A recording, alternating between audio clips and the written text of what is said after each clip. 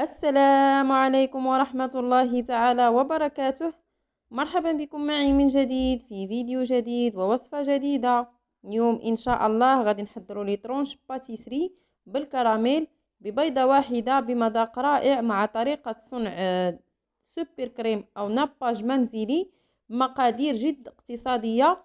فكنتمنى تخليوا لي لايك للفيديو من باب تشجيع فضلا وليس أمرا، وبارطاجيو مع الأهل الأحباب أصدقاء واتساب وفيسبوك وغيرها من مواقع التواصل الاجتماعي. فنخليكم مع الفيديو حتى الأخير باش تعرفوا على المقادير وباقي مراحل التحضير. على بركة الله غادي نستعمل حبة ديال البيض اللي تكون بحرارة المطبخ واللي تكون بحجم كبير، ثم غادي نضيف قبصة ديال الملح لتعديل الذوق. كذلك غادي نضيف كأس إلا ربع ديال سكر سنيدة، السكر الخشن، وغادي نستعمل كذلك رأس ملعقة ديال نكهة الكراميل، فما تستعملوش بزاف لأن النكهة مركزة. كيف يمكن لكم كذلك تعوضوها بسكر الفانيلا غير باستعمال الخلاط اليدوي. فأنا غادي نخلط جيدا جيدا أو كنمزج جيدا جيدا، لأن ما غاديش نستعملوه في هذه المرحلة الخلاط الكهربائي نهائيا. فاحنا كنخدموا ديك الحبة ديال البيض مع السكر جيدا جيدا، بالاضافه الى النكهه الكراميل حتى كيبدا يتغير عندي اللون ديال البيض وكيصبح كيميل للبياض، وكذلك كيبدا يتضاعف نوعا ما في الحجم ديالو. ثم كذلك فانا عندي هنايا نصف كأس ديال الزيت النباتيه. فبالنسبه للزيت غادي تبداو تضيفوها دفعه دفعه، ما غاديش تضيفوها مره واحده.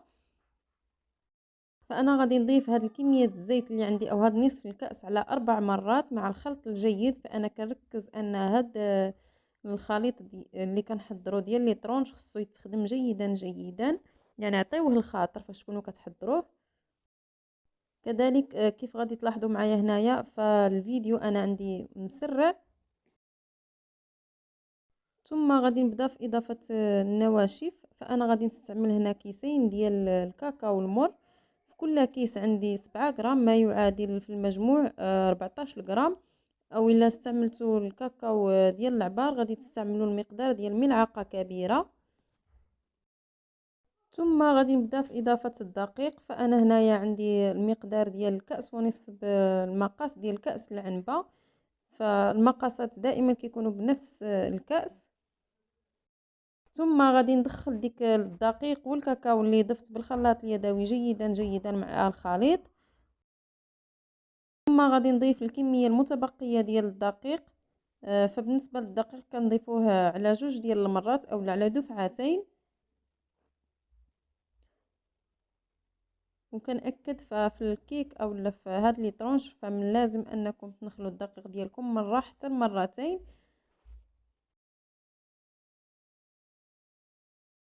وغادي نعاود نمزج جيدا جيدا حتى كندخل ديك الكميه ديال الدقيق مع باقي المكونات اللي عندي.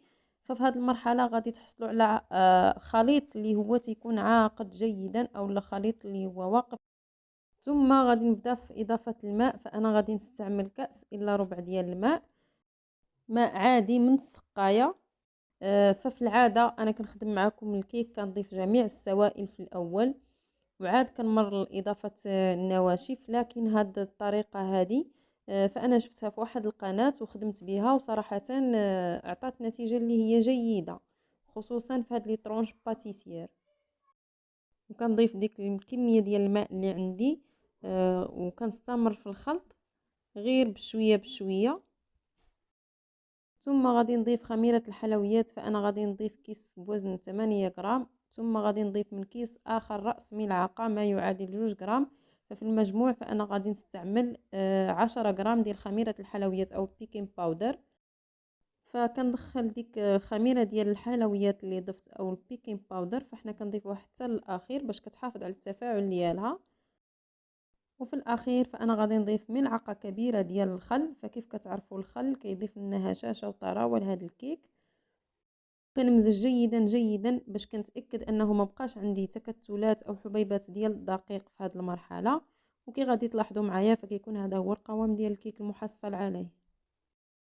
ثم خديت صينيه ديال الفرن اللي دهنتها بالزيت ورشيتها بالدقيق ولبستها جيدا بالدقيق. ثم غادي نفرغ الخليط ديال الكيك. فانا كنهز يدي جيدا جيدا باش هكا الخليط ديال الكيك اولا ديال لي طرونش كيجينا مهوي، وغادي ننزل ما تبقى عندي من الخليط في الاناء، وغادي نوزع الخليط جيدا جيدا في الصينيه باش هكا كيجيني موزع بشكل اللي هو متساوي. وكنحاول نركز على الجوانب كتلاحظوا معايا هنا. فبالنسبه للمقاس ديال الصينيه فانا عندي هنايا المقاس ديالها 24 على 36 سنتيمتر، وغادي ندخلها للفرن على درجه نار متوسطه. غادي نشعل عليها من الفوق ومن التحت في نفس الوقت غير المده ديال 10 دقائق فقط. ثم غادي نمر لتحضير الكريمه. فانا هنا غادي نستعمل كيس ديال الشونتيي من وزن 100 غرام. ثم غادي نضيف ليه كأس ديال الحليب البارد. ثم غادي نضيف ياغورت بنكهة الكراميل. نستعمل الخلاط الكهربائي. ففي الاول كنمزج غير يدويا باش هكا ما كطيرش ليا ديك الشونتيي البودره ديال الكريم شونتيي حتى كتمزج معايا قليلا. ثم غادي نبدا نمزج على سرعه متوسطه، وغادي نستمر في المزج حتى كتضاعف ليا الحجم ديال الكريمه وكنحصل على واحد القوام اللي كيكون كريمي وعاقد في نفس الوقت. فكل ما استعملتوا الحليب والياغورت باردين فالكريمه ديالكم غادي تطلع معكم بسرعه. هذا هو الكيك بعد ما خرجناه من الفرن مازال ساخن. فانا غادي نثقبه بالسكين. ثم غادي ناخذ واحد الكأس ديال الحليب وغادي نضيف له راس ملعقه ديال نكهه الكراميل، وغادي نسقي به هذا الكيك. فالا ما فضلتوش انكم تضيفوا النكهه هذا الكراميل غادي تسقيو الكيك ديالكم غير بالحليب فقط. تسقيو الكيك ديالكم وهو باقي ساخن والحليب بارد. ثم غادي نمر لتحضير السوبر كريم منزلي. فانا غادي نستعمل كأس ديال الماء بالاضافه الى كأس ديال السكر، كؤوس كتكون مملوءه. ثم غادي نضيف ملعقه غير مملوءه ديال المايزينا. كيف غادي تلاحظوا معايا هنا فالملعقه ممسوحه ديال المايزينا عندي. ثم غادي نضيف ملعقه صغيره ديال النكهه ديال الكراميل، وغادي نمزج جيدا جيدا. ثم غادي نضيف ياغورت بنكهه الكراميل. فبالنسبه لي انا ضفت هنا الياغورت بنكهه الكراميل لان النكهه ديال الكراميل اللي ضفت اولا لاغوم ديال الكراميل اللي عندي ما فيهاش لون، يعني ما عطاتنيش لون. داكشي علاش غادي نضيف ياغورت بالكراميل باش كيعطيني لون في هاد الكريمه او السوبر كريم اللي غادي نحضر. ثم غادي نوضع السوبر كريم ديالي فوق النار مع التحريك المستمر حتى كيوصل عندي لمرحله الغليان.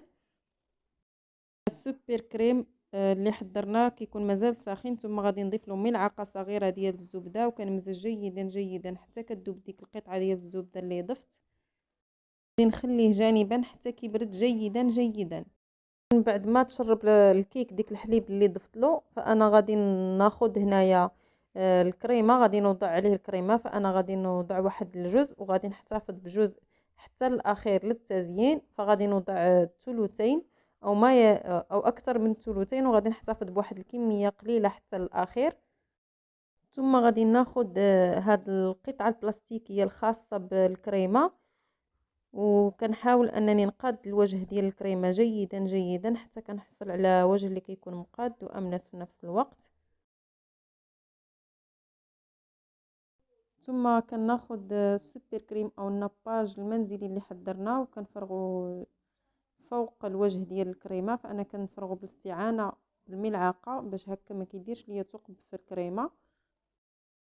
وغادي نوزع الناباج فوق الوجه ديال الكريمه بهذه الكيفيه هذه. ثم غادي ندخل الصينيه ديالي للمجمد على الاقل مده ديال ساعه الا ربع. انا غادي نستعمل هنا موس كبير او سكين كبير باش غادي نقطع لي طرونش ديالي. وفي كل مره كنستعمل السكين فانا كنمسحو بواحد الورق ديال المطبخ ثم غادي نعاود نقطع به مره اخرى.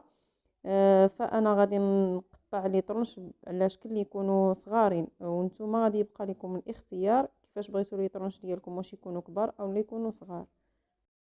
ناخذ الكريمه اللي تبقات عندي وضعتها في كيس بلاستيكي اللي وضعت فيه قمع، وكنزين لي طرونش ديالي بدي بتيت دي غوزاس. وكيكون هذا هو الشكل النهائي ديال لي طرونش باتيسيير بالكراميل اللي حضرنا اليوم ببيضة واحدة وبمقادير جد اقتصادية وبمذاق اللي رائع جدا جدا، مع طريقة صنع ناباج منزلي. وكيف تعودتوا معايا فغادي ناخد واحد القطعة باش تشوفوا لي طرونش ديالي كيفاش جاو من الداخل. فهاد لي طرونش اللي حضرت معكم اليوم كيجيو رائعين رائعين، وكتجي ديك الذوق ديال الكراميل واضح فيهم، بالاضافه الى ديك الناباج اللي كيجي لامع، ما كيبانش انه تحضير منزلي. فكنتمنى تشجعوني باكبر عدد من اللايكات، ولا عجبكم الفيديو بارطاجيو مع الاهل الاحباب اصدقاء واتساب وفيسبوك وغيرها من مواقع التواصل الاجتماعي. كذلك بالنسبة للناس اللي كيشوفوا القناة أول مرة، فكندعوكم للاشتراك في القناة بالضغط على الزر الأحمر الموجود أسفل الفيديو مع تفعيل الجرس. أستودعكم الله الذي لا تضيع ودائعه، إلى الملتقى إن شاء الله في فيديو جديد ووصفة جديدة.